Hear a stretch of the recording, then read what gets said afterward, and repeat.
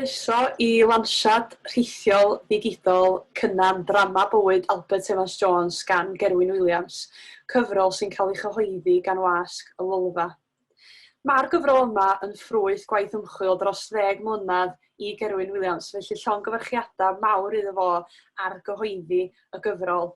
Mae hi yn glamp o gyfrol, a mae hi ar gael yn eich siopa llyfrau lleol. Mae copi clawr meddal yn 19.99 a chopi clawr calad yn 30 .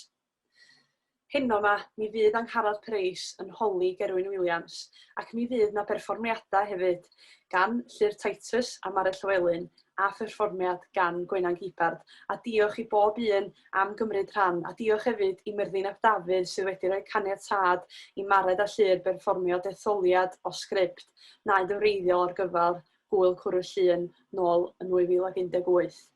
Ac ar hynny o eiriau, na i drosglwyddo i Gwenan Gibbard.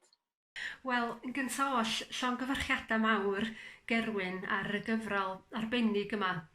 Dwi wedi cael yn hopi yn barod o siop Llen Llŷn yma ym Mhwllheli, a dwi'n edrych ymlaen yn arw i gael poriau ddarllen o'n iawn.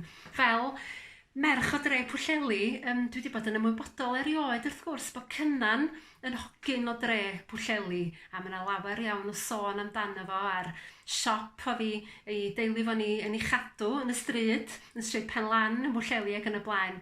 A pan oedden ni yn yr ysgol cymerau yn benodol, mi gafon ni lawer iawn o hanes Cynan, ac yn wir, wrth gwrs, mi fuo na wyl Cynan, gwyl arbennig ym Mhwllheli ar orsedd a phawb wedi dŵad. A mi oedd honno yn rhyw wyl oedd yn wir ddathliad, dwi'n meddwl, o gyfraniad Cynan, a da ni yn teimlo yn falch iawn ohono fo yn fama ym Mhwllheli. A fel rhywun sy'n ddiddori yn y byd cerdant a'r byd canu gwerin, mae rhywun hefyd wrth gwrs yn ymwybodol o gyfraniad enfawr Cynan i'r meysydd hynny. A dyna dwi am ei wneud fel rhan o'r Lansiad yma ydy canu chydig o hwya'n gerddi Cynan, a dwi yn cofio canu hon yn y dathliadau adag Gwyl Cynan. Blentyn yn ysgol cymera, mi oedd Gwenan Wiliams fydd yn ysgu fi gan ei gwerin a chan ei cerdant ers talwm, wedi cyfansoddi'r alaw fendigedig yma i gyd-fynd efo'r geiriau. A dwi'n mynd i chanu hes dipyn o flynyddoedd, deud y gwir, a mae'n braf ofnadwy cael troi nôl ati. Felly dyma hwya'n gerddi Cynan.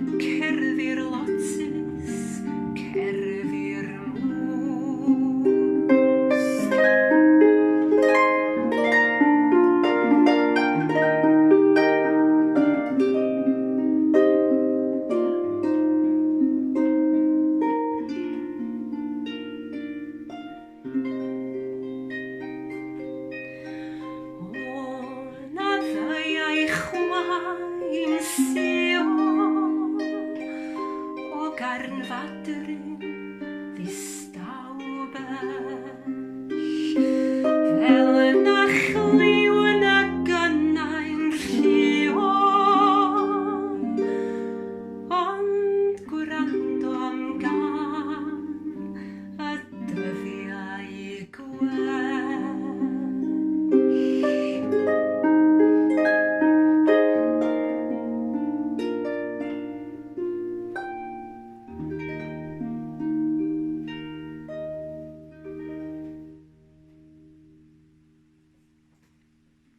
Wel, croeso i chi gyd i achlysur arbennig iawn, sef Lansiad, cofiant hir ddisgwyliedig yr athro Gerwyn Wiliams i efallaf un o ffigurau mwyaf lliwgar a dadleuol Cymru yr 20fed ganrif, sef Cynan. A dyma hi'r gyfrol i chi. Mae hi'n glamp o gyfrol ac mi oedd Cynan wrth gwrs yn glamp o gymeriad. Llongyfarchiadau mawr iawn i ti, Gerwyn. Diolch yn fawr iawn i ti, Angharad. Dwi'n falch o'r cyfle i gael sgwrsio efo chdi am y gyfrol hon. Mae hi yn gynnyrch blynyddoedd o waith, Gerwyn. Mae yna beth wmbrath o waith wedi mynd i mewn i'r gyfrol. Be oedd dy gymhelliad di i droi at Cynan? Felly, be ddaru dy ysbrydoli di, neu be ddaru dy ysgogi di i fynd ati i lunio'r cofiant yma i Cynan? Ie, mae yna'n gwestiwn da. Petawn ni'n reid o mewn un gair, chwilfrydedd, mae'n debyg. A herwydd, oedd Cynan yn ffigwr o'n i'n gwybod amdano fo ers dalwm iawn, hynny di, oedd wedi bod yn rhan reit amlwg o'r ymchwil o'n i wedi gwneud flynyddoedd yn ôl ar gyfer yn oethuriaeth i'r ymateb llenyddol i'r rhyfel byd cyntaf. Ac wrth gwrs, Cynan, un o'r beirdd prein hynny yn y Gymraeg, oedd wedi sgwennu ar sail i brofiadau fel aelod o'r RAMC ac yn ddiweddarach fel caplan yn Macedonia yn ystod yr rhyfel byd cyntaf. Ac yn wir, wedi dod i'r amlwg fel bardd cenedlaethol yn sgil cerddi fel Y Min y Môr ac Anfon Nico a gyhoeddwyd yn ystod y rhyfel. Ac yna, wrth gwrs, mae'n ennill y goron yn 1901 efo pryddest chwedlonol bellach Mab y Bwthyn yn cyfeirio nôl at gyfnod y rhyfel, ac yn cyhoeddi i gyfrol gyntaf un Telyn y Nos yn 1901, sydd yn cynnwys cnewyllyn da o gerddi am y rhyfel mawr. Felly o'n i'n gwybod amdano fo fel bardd amlwg iawn yn sgil y rhyfel, ond o'n i rywsyd neu gilydd yn cael yn hynny nôl fwy nag unwaith ato, ac yn sylweddoli bod na fwy na hynny i'w ddweud amdano, a bod na agweddau mor gymysg a chroes yn ei hanes o. Hynny di'r rebel mawr yma ar ddechrau un yrfa fel bardd, ac eto'n diweddu i oes yn 1969 yn ffigwr arrannodd Cymru yn bendant iawn oherwydd ei safiad a'i gefnogaeth i'r arwisgo yn 1969. Felly y brenhinwr mawr, y rebel mawr, cael ei alw yn ystod ei oes yn anarchydd, ar gyfer llawr allan Biwritan, sut aflwydd o rywun yn datrys dirgelwch pos y dyn yma. Felly o'n i'n ffeindio fo'n ffigwr mor ofnadwy o ddiddorol. A dyna mewn gwirionedd yng nghynnal i, fel ti'n dweud, prosiect tymor hir. Mae wedi bod yn rhan o'r 10 mlynedd a deud y gwir, dwi wedi gwneud pethau eraill yn ystod y cyfnod hwnnw, ond mae wedi bod yna yn un o'r pethau sydd wedi bod yn yngyrru fi mlaen yn ystod y 10 mlynedd yma. A'r awydd mae i gael gwybod mwy am beth a phwy oedd, wel, Cynan, ia, ond Albert Evans Jones oedd wrth gwrs pan gyffai fedyddio yn ôl yn 1895 yn nhre Pwllheli. Ia, ti'n iawn, achos mae fywyd o mewn ffordd yn cynrychioli talp mawr o hanes Cymru yn dydy drwy'r 20fed ganrif, ac oedd o'n llawn gwrthywediadau wedi byw trwy ddau ryfel byd, wedi ymateb yn wahanol hefyd yn i'r ddau ryfel. Alla fedri di sôn rhywfaint am hynny, ond dwi'n siŵr bod yr ymchwil wedi bod argian yn ddi ben draw. Sut ys di ati, Gerwyn, i strwythuro, sut ys di ati gynllunio y gwaith yma a roi trefn ar y deunydd ymchwil i gyd oedd gen ti? Ie, mae hwnna'n gwestiwn da mewn gwirionedd oherwydd gan fod rhywun yn mynd i'r afel a bywyd rhywun oedd i byw bywyd mor llawn, mor amrywiol, a hynny am 74 flynyddoedd, rhywun na nath ddim cilio, unwaith oedd o i'r pai cyhoeddus, nath o ddim cilio o'r pai cyhoeddus hwnnw. Hynny ydi, roedd o marw'n Ionawr 1970, ond 6 mis ynghynt, wrth gwrs, fe gath o i gynulleidfa deledu fwyaf o 500 miliwn o bobl yn global. Felly mae fywyd o yn llawn hyd at yr ymylon. A nid jyst cofiant llenyddol o'n isio sgwennu chwaith, o'n isio ymchwilio i'r holl agweddau eraill. Cynan yr eisteddfodwr, cynan yr archdderwydd, cynan y dramodydd, cynan y sensor, cynan y saer rhydd, cynan y tad. Felly, o'na sawl agwedd, oedd o'n brosiect amlheunog dros ben. Sut aflydd yr ei trefn ar hynny? A be nes i'n diwedd, oedd teimlo, wel, mae gen I lwyth fan hyn, criglwyth o ffeithiau, ac dyna un o swyddi unrhyw gofiannydd, mae siŵr gen I wedi trio sefydlu'r cywirdeb ffeithiol na am ei wrthrych. Ond y cwestiwn wedyn ydy sut mae di hongli a threfnu hyn oll. A mae'n bosib iawn bod bysa rhywun arall wedi mynd ati mewn ffordd wahanol. Hynny ydy, y diwynydd a'r hanesydd crefydd Denzil Morgan di mynd at waith Cynan. Falle fysa fod i aros efo i brofiad o fel bedyddiwr cynnar a droes wedyn yn fethodist, ac wedi rhoi pwys mawr ar ei gyfraniad o fel pregethwr. Neu petai rhywun atho Katie Grammage di mynd ato fo, dwi'n siŵr sa hi fel beirniad ffeminist, di edrych arno fo o'r safbwynt hynny, a di weld o bosib iawn fatha rhyw ffigwr patriarchaidd a digon rhywiaethol o ran yr hyn oedd ni gynrychioli. Dwi'n meddwl yr bachyn ges I oedd bachyn Cynan yr actor. O'n i'n ei weld o'n amlwg fel perfformiwr mawr. Ac wrth I fod yn actio, wrth I fod efo byd y ddrama amatur, fel dramodydd ac fel sensor. A dyna mae'n debyg, fanna ges i'r awgrym o ran sut I strwythuro'r gyfrol. Dwi'n galw'r gyfrol yn ddrama bywyd Albert Evans Jones, ac wedyn dwi'n mynd ati, nid I gyflwyno penoda, ond yn hytrach 7 act yn hanes I fywyd o, ac wedyn pob un o'r acta yna wedi rhannu'n gyfres o olygfeydd.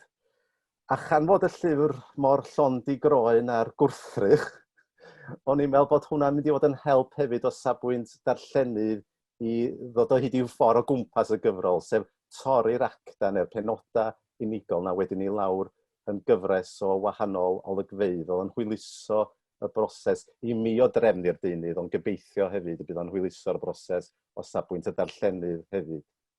Yn sicr, un peth dwi wedi darllen y gyfrol o glawr I glawr a mae'n eithriadol o ddarllenadwy.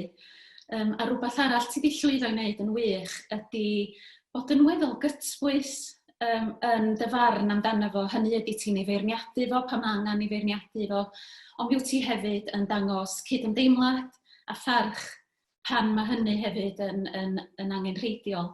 Ac yn sicr...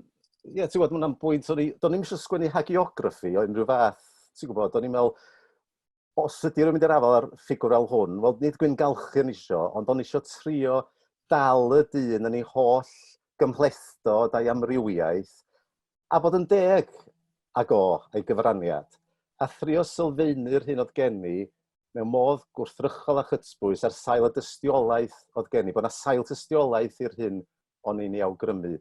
Mae unrhyw gofiannydd fel gwyddos ti dy hun yn iawn yn gorfod llenwi rhai bylcha, mae'n gorfod dod I rei casgliadau mwyn gyrru'r narratif yn ei flaen.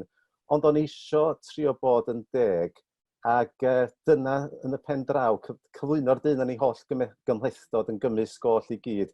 Oedd ganddo bobl yn gwirioni ar Cynan, ond o'na bobl hefyd yn y dra beirniadol, oedd un oedd yn holl I barn, a dwi'n I ddisgrifio fo ar gefn y gyfrol hon, fatha rhyw marmite o gymeriad. Fysa mawr o dir canol, dwi'n meddwl, da chi unai o'i blaid neu yn ei erbyn. Ond o'n i'n trio llifio gwrs canol mae'n debyg trwy gyflwyno yr olwg gytbwys na ar ei gyfraniad o. Ie, ti'n hollol iawn, achos mae rhywun yn cael ei dynnu ddwy ffordd rwsyd efo fo. Dwi'n gwybod fy hun, mae fy nain yn dal yn byw, mae'n bron yn 101 oed a mae di mynd yn anghofus iawn, ond mae'n dal yn medru adrodd talpa hir o gerddi Cynan ar ei chof. Oedd ei farddoniaeth o wedi apelio gymaint at bobl, ond ar yr ochr arall, fel ti di crybwyll, Mae gennym fo agweddau problematig ar ei gymeriad, mi oedd o yn bosib dipyn o fwli. Mae agweddau fat ferched, falla'n problematig. Sut oedd ti'n ei weld o, Gerwyn? Sut gymeriad, sut oedd ti'n teimlo amdano fo? So, dwi'n licio gyfarfod, de? So, wedi bod yn gwmni, difyr iawn, dwi'n meddwl. Ac o'na brydia, ti'n gwybod, lle o'n i'n teimlo, o'n i'n gwylltio efo, o ti'n dweud bwli. Wel, ti'n bod un enghraifft ydy y bardd poblogaidd Crwys oedd yn archdderwydd yn ystod yr Ail Ryfel Byd. Wanta mi oedd Crwys 20 mlynedd yn hŷn na Cynan, ac yn un o'r beirniad oedd di dyfarnu'r goron iddo fo nôl yn 1921, coron Mared Llywelyn. Ond Crwys yn ei hunan gofiant yn dweud bod arno fo ofn Cynan.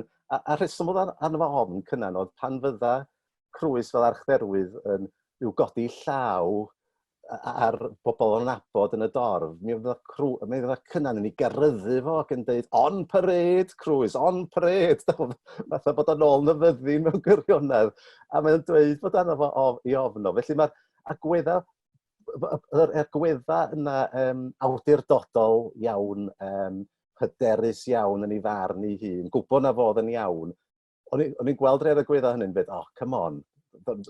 Ond eto, tu ôl i hynny, o'n i hefyd yn gweld be oedd o'n drio wneud yn aml iawn.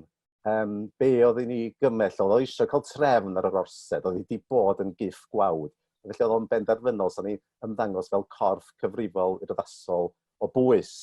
Oedd hynny'n rhan o'r peth o safbwynt yr orsedd. A hefyd, ti'n gwybod, nes a diwedd i oes, mae'n mynd hyd yn oed i ffrio gyda Sanhedrin yr Eisteddfod fel sa y diweddar Gwilym Owen yn ei galw chi. Ond bryd hynny, ni'n gweld pam oedd o'n gwneud hynny, a bod o'n gynnu gyfiawnhad dros wneud hynny.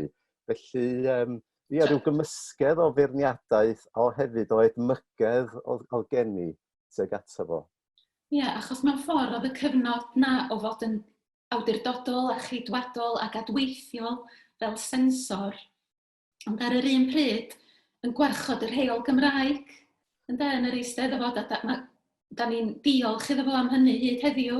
Wel, ti'n gwybod un peth o'n i'n ymwybodol iawn ohono fo, oedd bod barn pobl o ddiwedd y 60au ymlaen wedi ei lliwio amdano fo i raddau helaeth iawn gan y rhan a chwaraeodd yn yr arwisgon 69, yn rhan dadleuol dros ben. Ond i mi, oedd yna gyfraniad llawer pwysicach, sef y ffordd y nath o amddiffyn rheol y Gymraeg yn wyneb parodrwydd llawer o blith awdurdodau'r Steddfod ar y pryd, pobl amlwg iawn fel Thomas Parry neu David Hughes Parry i gyfaddawdu efo'r rheol Gymraeg. A mi nath o dorri ranc yn fanna, a mi nath o apelio yn gyhoeddus ar gefnogaeth Cymru gwerinol cyffredin wedi cynnal a chefnogi'r Steddfod ar hyd i oes. Dyna mewn gwirionedd oedd eisiau i wneud ar ddiwedd un i oes, sef oedd i ymyrraeth o'r 30au ymlaen wedi bod mor bwysig o ran achub y Steddfod mewn gwirionedd, i moderneiddio hi a gwneud sy'n berthnasol, ond hefyd yn wyl Gymraeg. A mae hwnna i mi, falle'n un o'i brif gyfraniadau fo, sef fod o'n wedi sicrhau bod ni erbyn heddiw, nid lenin anffodus, ond erbyn heddiw sicr yn gallu mwynhau y Steddfod sy'n wyl ddiwylliannol dorfol, symudol a'r Gymraeg yn ganolog iddi hi. Oedda ti'n dweud, Gerwyn, bod ti wedi treulio 10 mlynedd mwy neu lai yng nghwmni Cynan. Mae hyd yn oed y gi wedi cael ei enwi ar ôl Cynan. Diolch i mrawd yn gyfraith. Diolch i dy frawd yn gyfraith. Wyt ti'n teimlo i fod o rwsyd yn cynrychioli Cymru sydd wedi bod a bellach wedi darfod? Be ti'n deimlo erbyn heddiw? Wan bod ti wedi gorffen y cofiant anhygoel yma i gymeriad eitha anhygoel. Be ti'n deimlo di gwaddol Cynan i'r dyfodol? I raddau helaeth mae'r Gymru oedd o'n ei chynrychioli di peidio. Y Gymru lle oedd o'n ei gwasanaethu neu ddosbarthiadau nos boed yn Nhrefor neu yn Llanachymedd, ledled Gogledd Cymru. Mae'r Gymru angydffurfiol, mae cynifer o'r capeli hynny di mynd â'i pen iddyn nhw. Ti'n gwybod, y rhai oedd o yn ei gwasanaethu yn gyson ar y Sul. Ac hefyd mae'r Gymru oddi ar 1970, hynny di, Mae cenedlaetholdeb yn ymwybod â cenedlaetholdeb, mae'r Gymru datganoledig sydd wedi datblygu ers diwedd y 90au yn Gymru wahanol iawn i'r Gymru yr oedd cynnan yr rhan ohoni.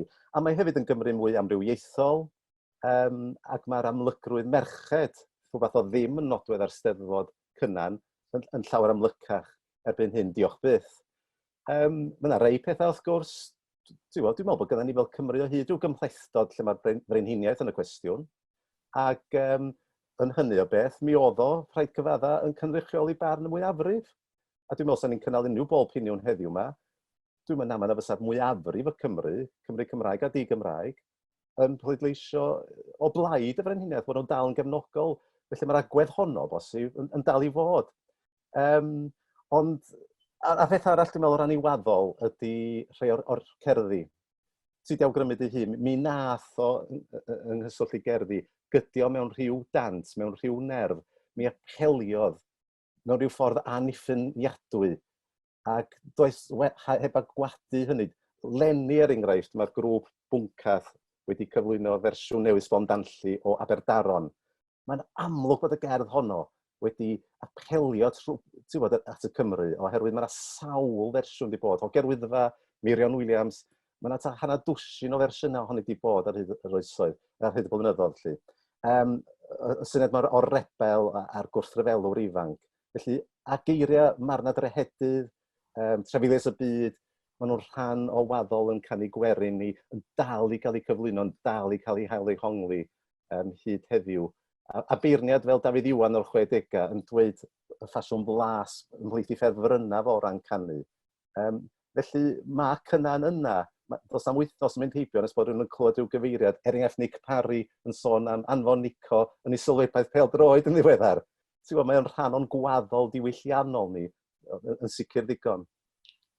Wel, gai golongyfarch chdi Gerwyn ar dy gamp, mi wyt ti wedi tynnu'r holl bethau yma ynghyd yn y cofiant yma. Mi oedd o'n gymeriad amrywiol, gwrthgyferbyniol, lliwgar, sydd fel ti'n deud yn holl i barn, ac mi oedd o'n cynrychioli talp eithriadol o bwysig o hanes Cymru fel cenedl.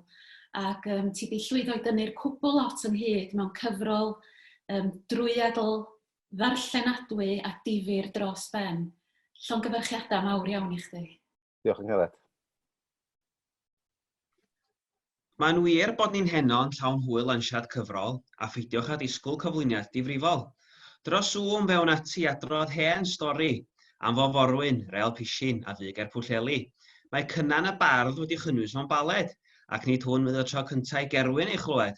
Gyda chast braethu fach a diffyg cyllido, dyma roi gerich bron hanes colled rhen largo. Pan oeddwn i'n hogyn flynyddoedd yn ôl, a breuddwydion hogyn yn llanw fy nghôl, roedd traeth Pwllheli'n olygfa hardd, ac yn llawn o'r awen i fachgen o fardd. Roedd yno sheltars a thrams a mil, a thyrfa o bobl bobor a dysil pan mae'r haul yn twnnu ar môr yn las, yn mynd am dro wedi moddio'n gras gan rodion freuddwydiol ar hyd y prom i gnoi ei cil ar ryw bregeth drom, yn un ar hogian dotio ar ffrogiad dysil y genethod, a'r awel hallt yn dwy'n rhosyn i'w grydd a modrwy a i'w gwallt, nes i'r band dechrau chwarae emyna neis o flaen cinio dysil a'i bwdi'n reis. A'r tywod glân, a milltiroedd fel tair rhyw gryman o air ar dorri trwy'r bai. Ond pe bai chi'n gadael y prom mai swyn, ac yn mynd ymlaen am docyn brwyn tua cheg yr harbwr a gafon erch ar gychod bysgota.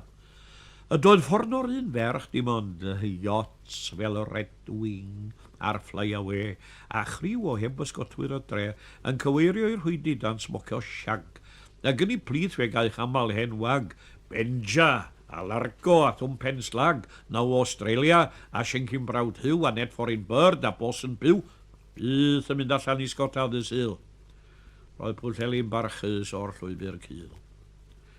Ond yn trwsio i ger erbyn llanw dysil, ac yn dal pen rheswm ac unrhyw un a ddoi heibio ffordd wrth o'i hun, ac amser i sbario ar ei rawd, a troi o faco i sgotwr tlawd. Y pob un yn angori yng nghanol i stori, a'i dau ti fel darn o poetig pros. Ond y ffrwythaf o ddigon, oedd Jess Real Joss. Jes real Jaws wrtha ni sawl gwaith i bysgota mecryll, a dyma chi ffaith. Chymerodd efo byth yr un geinio goch gan hogyn ysgol sir, dim ond chwerthin yn groch. Sawl lembo, dos ar mecryll i ffam, a dywed wrthi na hidiwn ni mor dam ac neu pysgotwr ohono ti, yn cer pregethwr fwriadodd hi. Jes real Jaws am dysgodd yn llang, sut dyma gafal yn ddiogel mewn cranc, a sut dyma gwneud abwyd o ddarnoch crys, a sut mae teimlo o'r flaen eich bys, blwc bach ar y lein wrth bysgota lledi, gwyddau siantis y môr a'r hen faledi, a sut ei gael llinell sydd wrth y lliw wrth dŵr capel batys neu fynydd rhyw. A llawer stori ges i ganddo erioed, y smygler sy'n dianc rhag sarjant Lloyd, a sut dreth y deuddag apostol yn siŵr, a'r goll yn sawn uffern i wylod o dŵr. A gwr hydri jes real dros foroedd maith, mewn llawer ysgarmes, a hanes y graith i'w chylygad chwith, pan mae chi bod o ferch yn San Domingo rhag ysbeilwyr erch. A'r storm pan oedd llewod gwyllt yn y cargo, ond ei stori orau oedd y stori am largo. Ag adrodd wrthydd ger tocyn brwyn un bore syl o hafddydd mwyn, nes peri i'm anghofio'n lan am ginio dy syl ag ysgol gan. Wel, y bore hwnnw, pan ddeithyn i'r fan, roedd largo'n eistedd ar fain cylan. Yn athrist gan syllu lawr i'r môr a'i gapi gloiw back to fore. Yn eistedd ei hunan a'i ben rhwng ei ddwylo, mor llonydd a delw, ond yn gwneud sŵn wylo. Ac meddwn inna, beth sy'n ar yr hen gargo? Jesriel Jaws, beth yw'r matar ar largo? O, Meddai Jesriel. Drian ag o. Mae'r hen bererin ymhell o'i go. Mae o fel yna bob dydd ers dros wythnos, dwi'n siŵr, yn ochneidio uwch ben y dŵr a'r cyfan was o achos rhyw ferch sydd heb fod yn digwydd dychwelyd ei serch. Rwan, cymar di y gyngor hen lanc fel fi, a phaid â cholli dy ben da chi, am unrhyw ferch yn y byd mawr crwn, gag ofn yr ei deitha rhywun fath a hwn. Yn lle syrthio mewn cariad ac wedyn cael cam, sticia di machgia ni at dy fam. Dyma'r anhwyldeb sy'n poeni'r hen law. Mae o'n fanna bob dydd ar hindda a glaw ar cyfan cofia o achos rhyw ferch, a dyma i ti wasi bach, stori ei serch. Roedd wargon pysgota un nos yn llon bythefnos yn ôl ar fôr di-don ger trwy'n y garreg, ac yn canu'n iach wrth osod yr abwyd ar ei fach, a gollwng y lein tan y lleiad wrth blwm i'r banc hwnnw lle mae'r lledi trwm. Yn sydyn reit, dymandros o blwc. Ew! Meddal argo. Dyma mi lwc, pysgodyn mawr yn emi ddita i'n nghap. A dyma'r lein yn rhedeg allan chwap. Ohoi! Meddal argo. Dyrtionedd i'm yr un fath a hwnnw ddaliodd Wil Kim. Gwertharian da a sbrim yw hwn yn siop Rebecca mi gai sofran am hwn. Ond gofalus rwan, dim toriad, dim twyll. Rhaid i weindio fo fewn gan bwyll.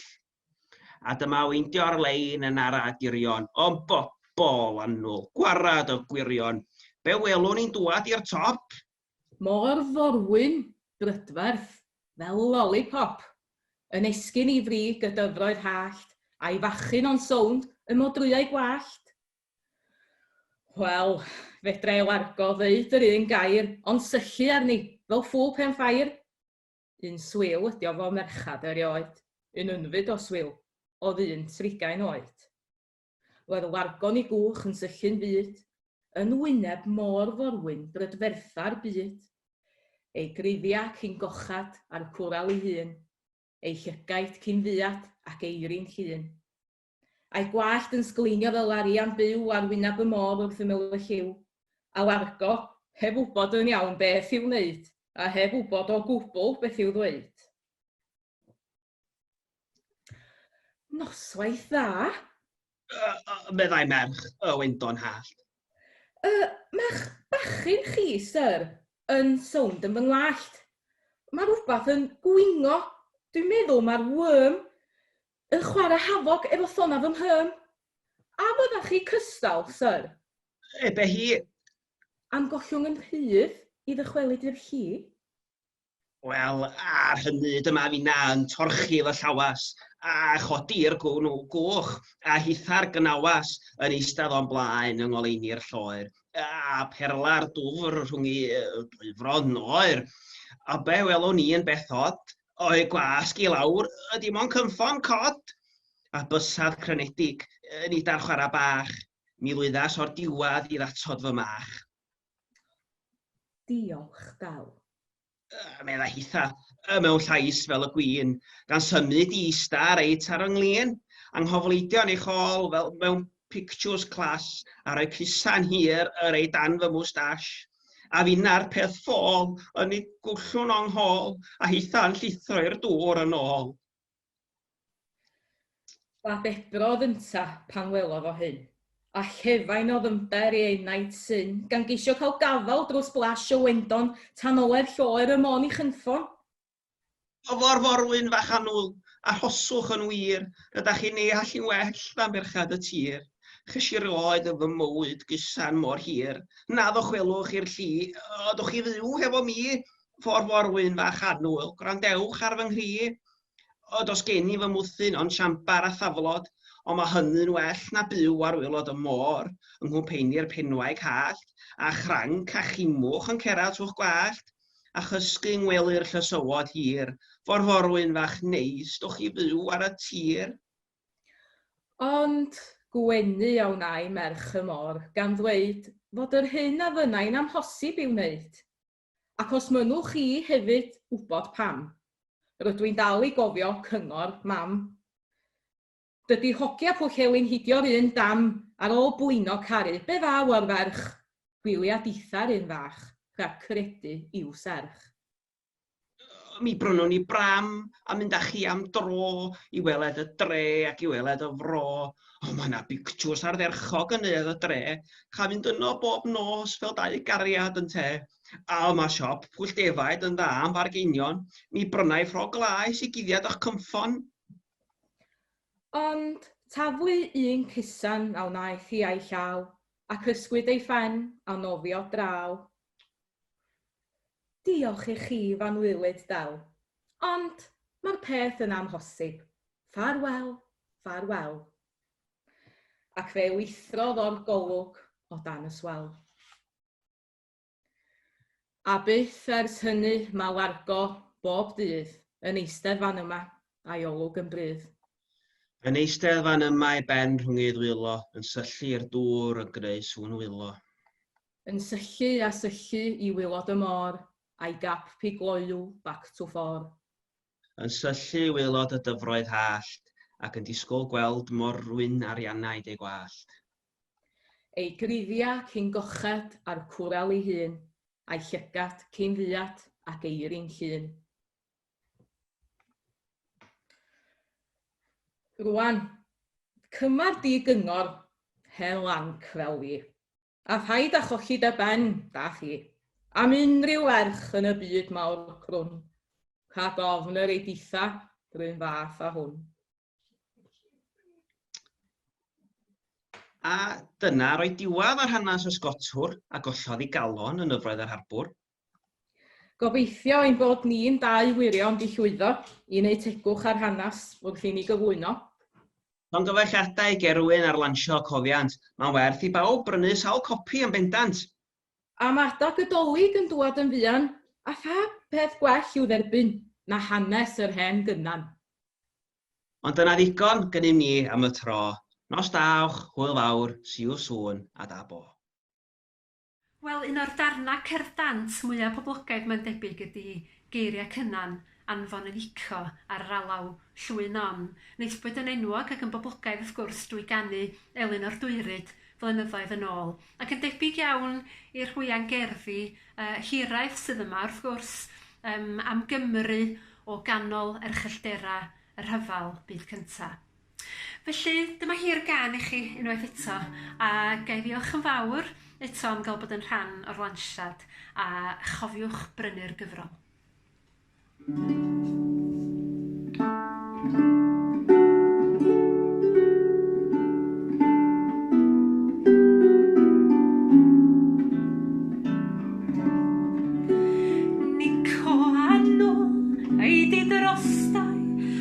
negas fach I Gymru lan. Ydi o fro y clwy a'r clefyd I ardaloedd hedd a chan. Ydi ma'r hyn strwm a nodiath dan y siaiad ganol nos. Ond anghofiad sydd ar cwbl, dau ti'n gweld y fennau dlos.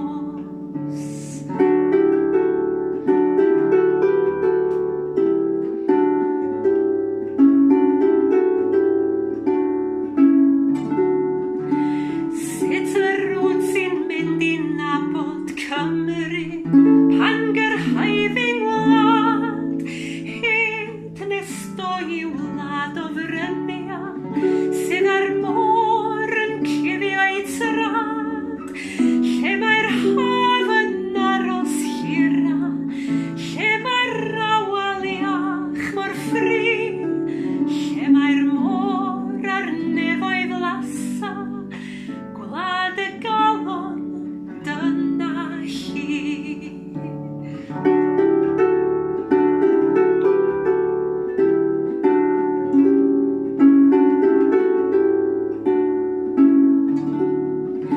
Chwilia Gymru am yr ardal, lle mae'r gog gynhara I ffôn, os caidi yno groeso calon, paid ag ofni, dyna fôn, hed i'r gogledd dros fryn Siencyn, paid ag oedi wrth y tŵr, a phan weli di lynt yr affwll, gwnaed y nith yng ngardd glandwr.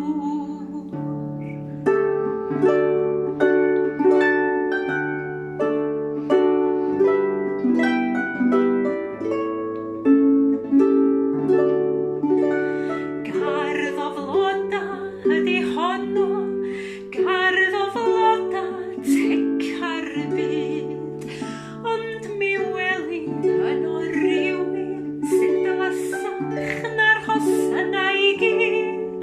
Can y ngofid, can I megan, can dy ora iddi hi, can es teimla hitha'r hirath sydd yn llosgi'n halon I.